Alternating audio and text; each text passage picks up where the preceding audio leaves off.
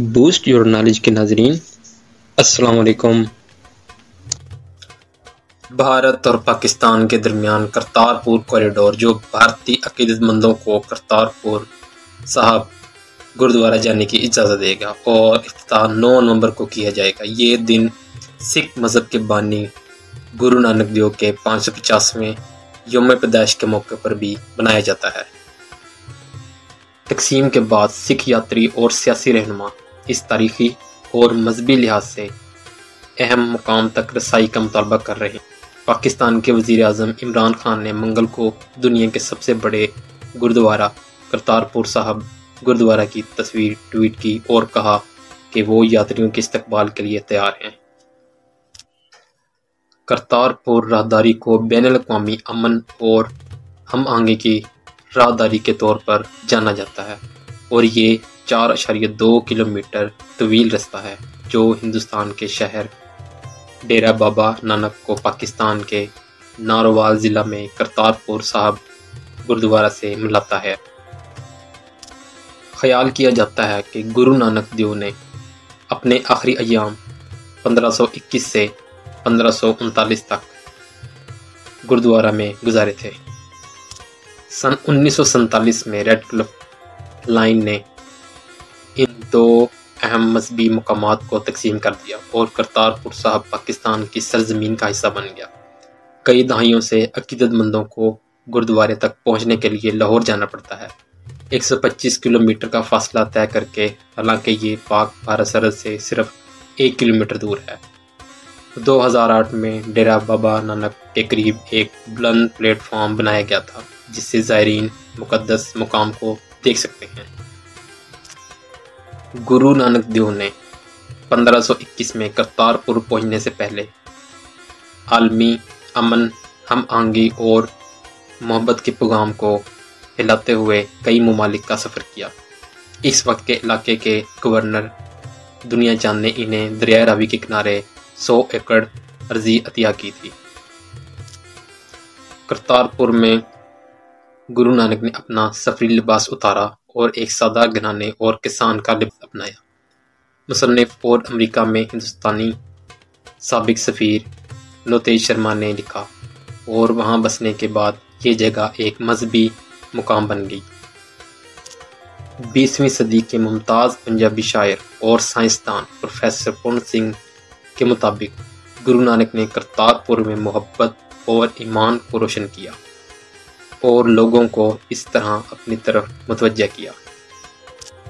ख्याल किया जाता है कि गुरु नानक ने करतारपुर में सिखों की मुक़द्दस किताब गुरु गन्नत साहब के कई भोजन लिखे थे, बशमूल जापूजी साहब कम्युनिटी का खाना, जिसे गुरु नानक का लंगर कहा जाता है, भी यहाँ से शुरू किया गया था और इसके बाद सिख रवायत का एक लाज़िमो मलज़ूम हिस्सा बन गया। 1539 में जब गुरु नानक का इंतकाल हुआ, इनके हिंदू और मुसलमान अकीदतमंदों के दरमियान इस बात पर तनाज़ा पैदा हुआ कि इनकी आखिरी रसूमात कैसे अदा की जाएं। दोनों बरादरियों को गुरु ने रात भर इनके जिस्म पर फूल चढ़ाने को कहा था और जिस बरादरी के फूलों की ताजगी बरकरार रहेगी वो इसकी आखिरी रसूमात अदा करेगी। ये ख्याल किया जाता है कि अगली सुबह गुरु की लाश गायब थी और तमाम फूल ताज़ा थे, इसलिए दोनों बरादरियों ने बाहम फैसला किया कि वो कपड़ा तकसीम कर दिया जाए जिसने इनके जिस्म को ढांप दिया था और इनके आधे हिस्से को जलाकर बाकी को दफन कर दिया था।